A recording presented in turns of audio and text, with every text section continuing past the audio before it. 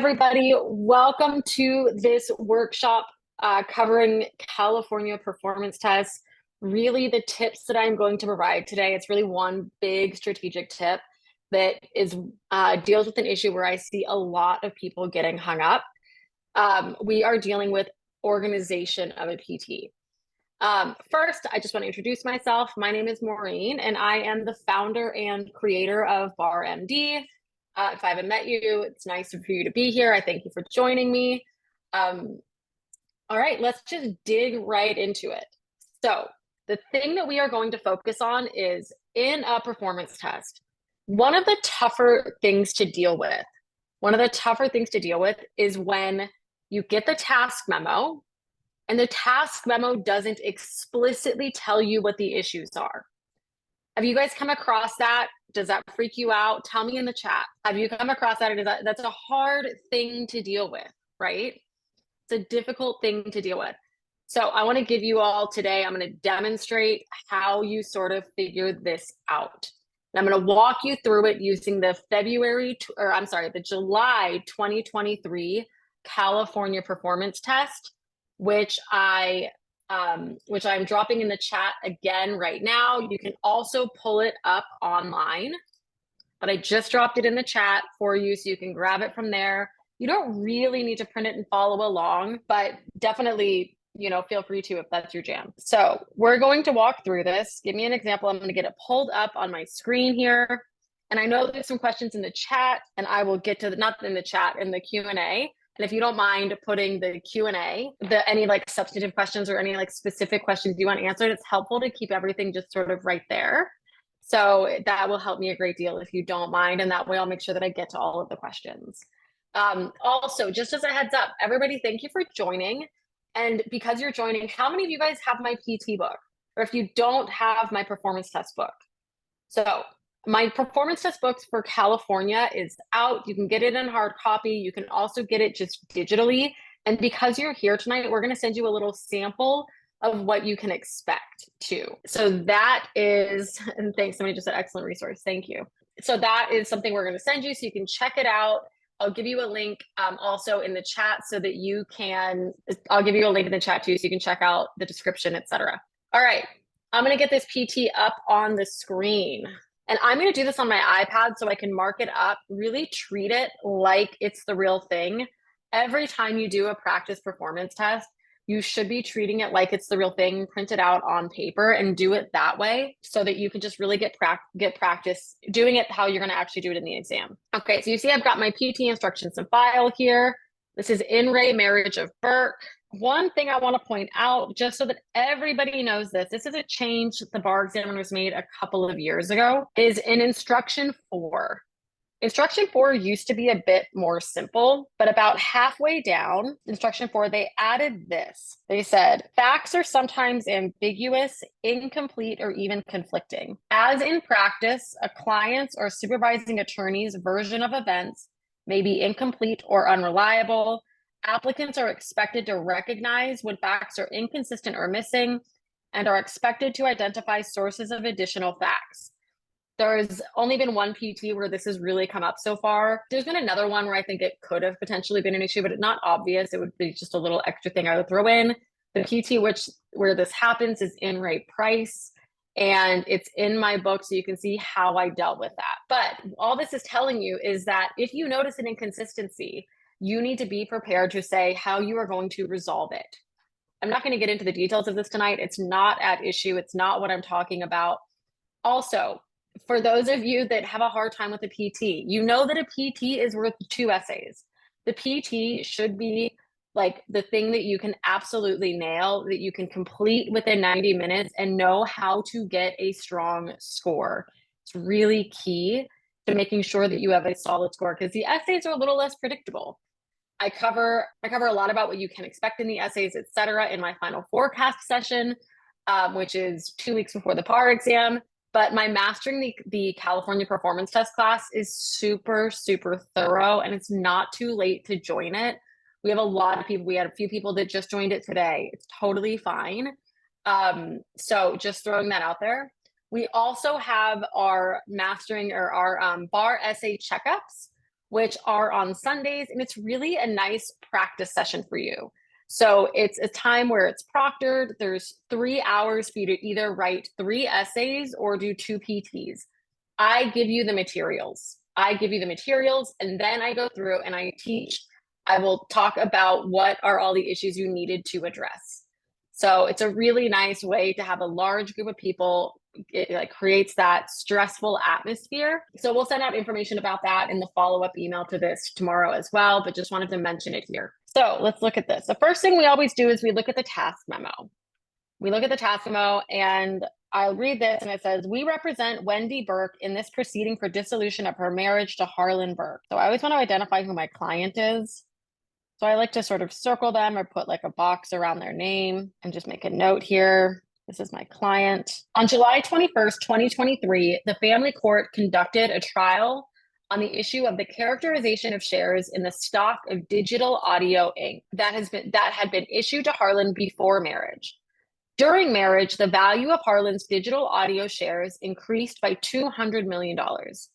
If the court were to characterize the increase entirely as community property, Wendy would effectively receive 50% or $100 million, with Harlan receiving the remaining $100 million. But if the court were to characterize the increase entirely as Harlan's separate property, Wendy would effectively receive nothing, with Harlan receiving the entire $200 million.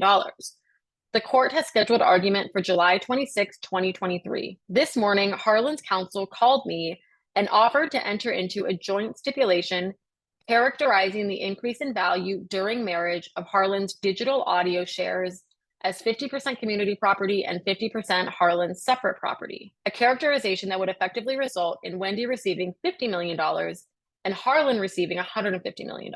I called Wendy and relayed the offer to her. She asked me whether I would recommend that she accept Harlan's counsel's offer. Please draft a letter to Wendy for my signature responding to her request. Begin with a brief statement of your recommendation, then address and resolve the following issues raised by her request, citing the applicable law and material facts. So I'm just going to say, so have they not given us those, if they haven't given us the issues below, right? Assuming they haven't actually laid out the issues, all right? So they do give us those issues there. But if they hadn't done that, right? If they just said, then address and resolve the following issues raised by her request, right? Then what do you do?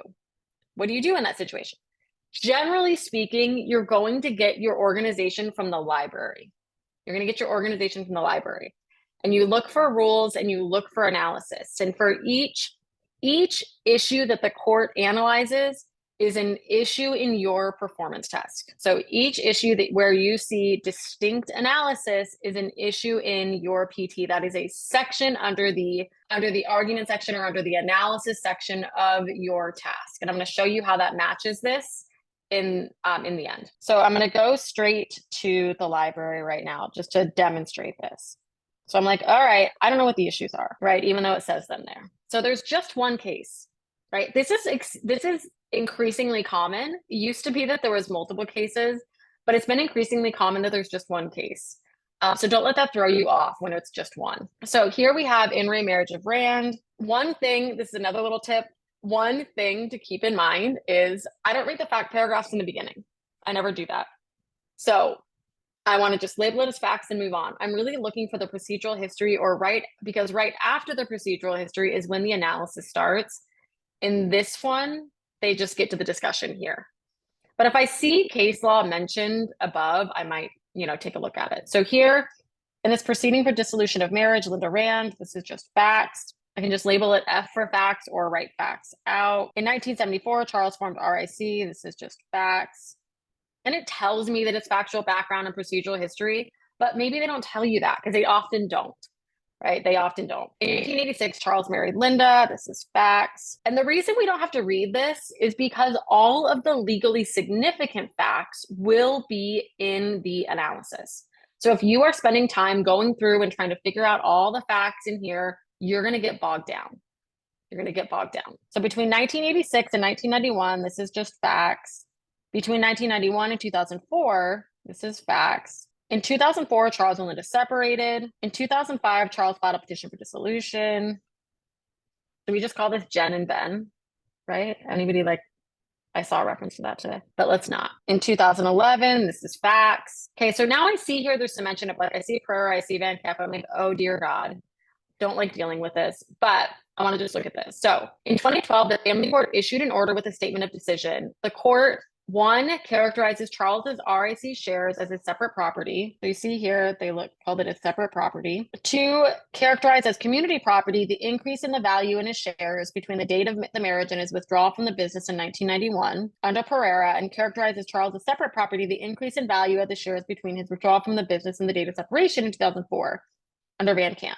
The court awarded Linda tens of millions of dollars consisting of her 50% share of the community property, and awarded Charles hundreds of millions of dollars consisting of his 50% share of the community property and his 100% share of a separate property.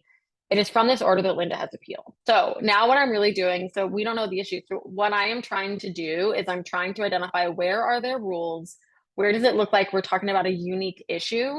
And often you can tell the issue by like a break in the paragraph, and if the paragraphs don't seem connected to one another. So this is just kind of getting at like really reading this and understanding how a case is put together for a PT, because it's made for you to be able to dissect it. These are taken from real cases, and they're like distilled down significantly and put together in such a way to make it so that you can pull it apart. Under Columbia law, marriage is an egalitarian partnership. So that's just a big rule. Sorry, my iPad's going a little slow today. I like to highlight my rules, but you can just label them. You also don't need to use different color highlighters, etc., on the actual bar. Property that either spouse acquires during marriage belongs to the marital community. It is community property. See Columbia Family Code Section 760. At dissolution, community property is awarded to each spouse in an equal 50% share. I'm not going to highlight because my little iPad is getting a little too finicky. So give me 1 second. And when I'm doing this, I also want to label what a rule is about. So make a little note about it. So like that first one is just a big sort of general rule. Okay, so this is, what is community property, separate property. In contrast, property that either spouse acquired before marriage belongs to that spouse. So the in contrast here directly connects these two paragraphs. So I know they're giving me rules on the same issue. So these are the rules for what is community property, what is separate property. In contrast, property that either spouse acquired before marriage belongs to that spouse. It is his or her separate property. Likewise, the proceeds of property that either spouse acquired before marriage also belong to that spouse. The proceeds are also his or her separate property, even if he or she acquires the proceeds during marriage.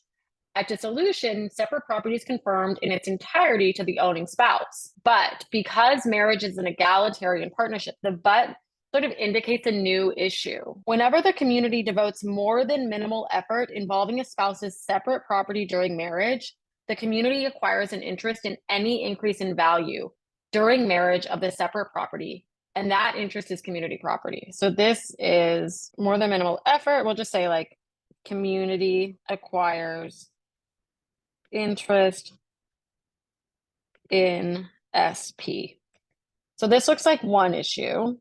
This looks like so far it's a unique issue. It follows that in dividing property at dissolution, the family court must apportion the increase in value during marriage of one spouse's separate property whenever the community devotes more than minimal effort involving the separate property during marriage. This to me just looks like a bit repetitive, but it's continuation of the same rule. One approach to apportionment, now we're looking at a new rule, right? This looks like they're giving me rules for a new issue. So one approach to apportionment under Pereira, and you'll see here that the first clause from the next paragraph is related. Another approach to apportionment. So these are related. It's which approach are we going to take? So one approach to apportionment under Pereira applies when the increase in value during marriage of one spouse's separate property is principally due to community efforts, i.e. when such efforts are the predominant cause of the increase. This approach requires the family court to apportion the increase in value mainly to the community estate. Another approach to apportionment under Van Camp applies when the increase in value during marriage of one spouse's separate property is principally due to factors other than community efforts. Again, when such efforts are the predominant cause of the increase.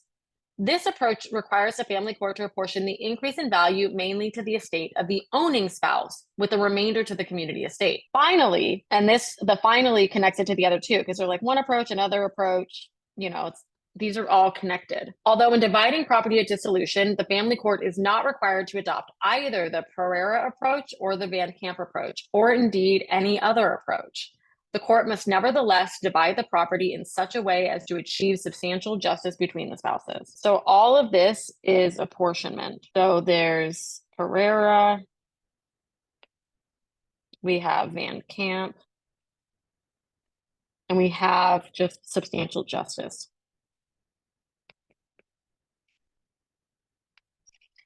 Look at this too. A bit, you can tell how big the issues are. The first issue, community property, separate property, we know those rules are pretty straightforward. The second issue, there's not a ton of rules, but it looks somewhat equal to the first issue, just in the, in terms of like how much rule is there. Gives you an idea of like how important the issues are. But I will say in this one, the first issue is super straightforward. One thing that you really have to get used to is knowing this is an easy argument. I need to move on. It happens a lot where the last issue is the biggest issue. This happens a lot, and it's designed to see, are you managing your time appropriately? That is one of the skills that is being tested. So pay attention to the amount of analysis in the library dealing with a particular issue. The deeper they go into it, the bigger an issue it will likely be for you. So, and we can see here the number of rules, and there's 3 different approaches to apportionment. This is probably my biggest issue. And then there's a conclusion. After review, we conclude that the family court properly characterizes Charles's RIC shares as a separate property.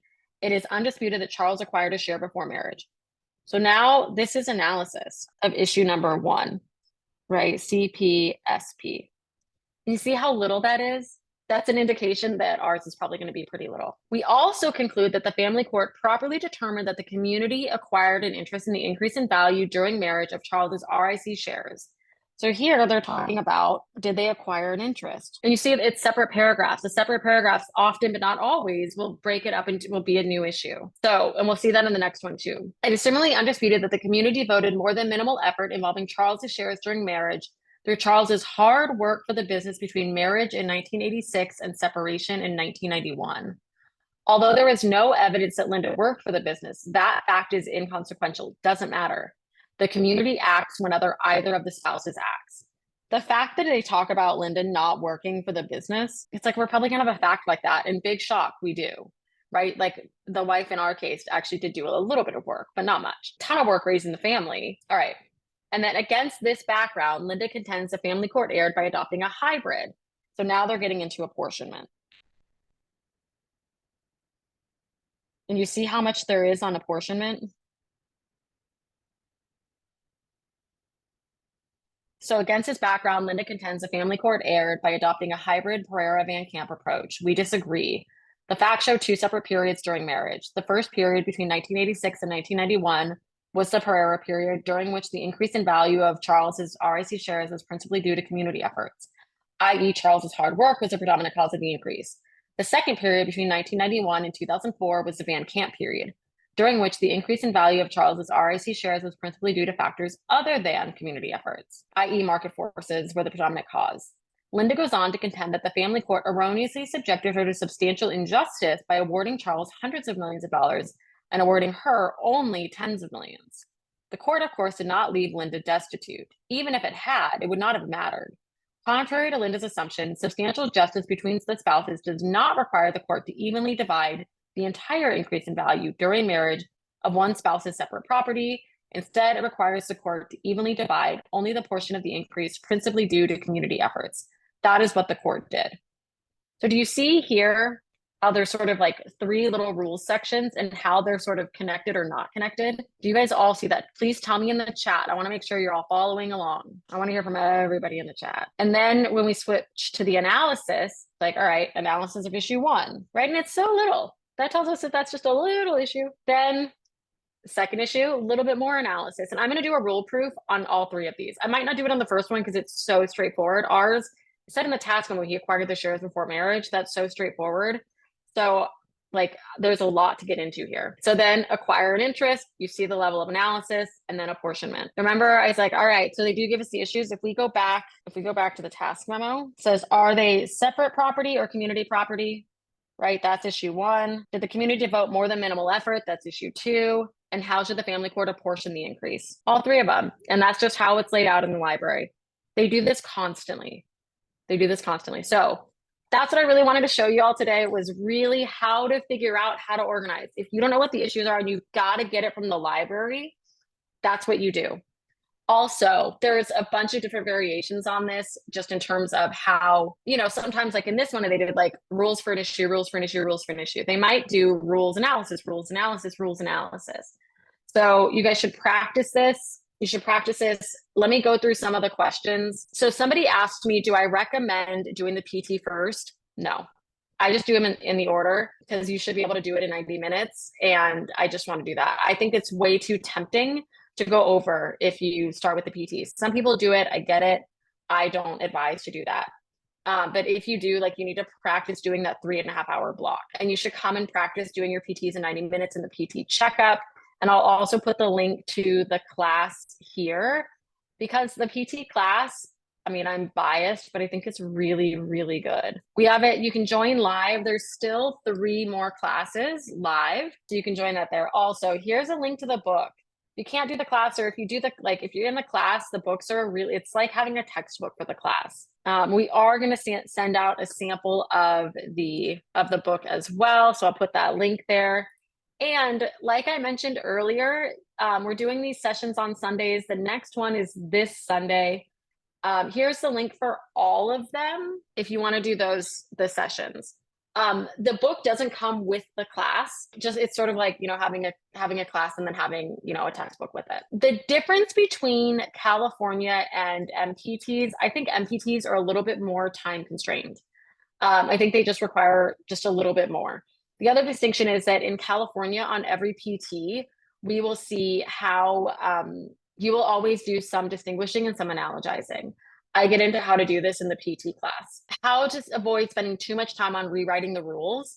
You have to, and I do this a lot in the PT class, where I'm like, all right, like when I'm going through and doing the PT live with everybody, what I'm doing is I'm showing you I'm not doing this rule, I am doing this rule, and why.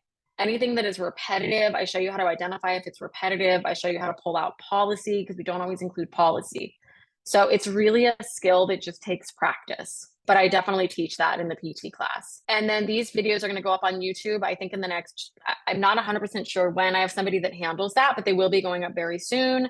And we are introducing a YouTube membership where there's going to be exclusive content there as well. So definitely check that out too. It's for like $5 a month or something. Somebody asked if they got a 1300 in the exam, how many more MBEs? It depends on overall. You would need to get, like, if you're talking about 1300 overall, then you would have needed like another 12. I'm sorry. If you're talking about 1300 on the MBE, you would probably need another 12. Karen, send me an email about that. Let me just give you all my email. If you're talking about 1300 overall, you need to get like another 22 or so, 24. No, I don't immediately. So let's see. Apportionment means, are you going to divide property and community property? I think you should be doing 1 to 2 PTs in general a week. Depends on how many you've done. I want you to do a total of about 8. 1300 overall, you need to bring your writing up. I wouldn't be able to, I wouldn't rely on getting another 24 MBs correct. That's a huge jump, and it means getting more difficult ones correct. That's hard. You need to focus on your written more. Yeah, 1300 overall would mean that you need to get about 24. Some more questions. Do I start writing the rules immediately into your paper? No, absolutely not. That will cause you to run out of time. That will absolutely cause you to run out of time. And yeah, if you want to get the hard copy of the PT book, if you previously just got the digital version, send us an email. We'll send you a code, so you only pay the difference between the digital and the hard copy. So definitely do that. Oh, Karen, thanks. Yeah, please definitely send it again. The checkup. So the checkups are these 3 hour. It's really like a 4-hour session. It's really about a 4-hour session. So you show up and we have 3 hours to write. And so we give you the materials. So I'm going to give you either 3 essays or 2 PTs. If you're taking the UBE, then we give you the 6 essays or 2 PTs. Then you stay on, you write them, and then we're going to go over them with you. The month and year of the Burke PT is July 2023. Diane, it's like literally, we will send you an email as soon as it is. I'm dying to get it out. It will be this month. The PT book does have sample check that you can practice and check your work in. Absolutely. Oh, in Ray Price, I don't recall. You'd have to look it up. I think it's February 22, but I'm not 100%. And if you got a 1400 in written, you probably need to focus on bringing up your MBEs. If you got a 1400 written, it depends. I'd have to really look at your score sheet to see what it is that's going on. Yes, I have gone over the February 2024 California Bar PT. And if you got a 1400 in the written, the best thing that you can do is to make sure that you're using every single fact. So I'm going to actually do an exercise, I think, this week when we do the BarSA checkup. So I'm going to show you all something with this. So we do a little skill stuff too. The link, if you want to sign up for all of the BarSA checkups, here is the link where you can check that out. We did one of them already. It's recorded and you can access it. If you just want to sign up for the 6 remaining, you can do that individually, or I think we have a bundle for it. They're $25 each. So check that out. But I would recommend doing the first one too, because it's CIFRO, torts, and contracts. So definitely check that out. Sharon, I put the link in the chat. And you can watch it. You can watch it live. You can join live. You can do it any other time. And Kenneth, I've done a review of the February 2024 Cal Bar essays. I did it early in May. You can find it in our Bar Exam Strategies free workshop course, which you can find on this page. All right, everybody. Thank you so much for joining me. I'm really, really happy to see everybody here. If you all have any questions, please let us know. Hopefully I see you in class, see you enjoying those books, and let us know if you need anything. Thanks, everybody. Bye.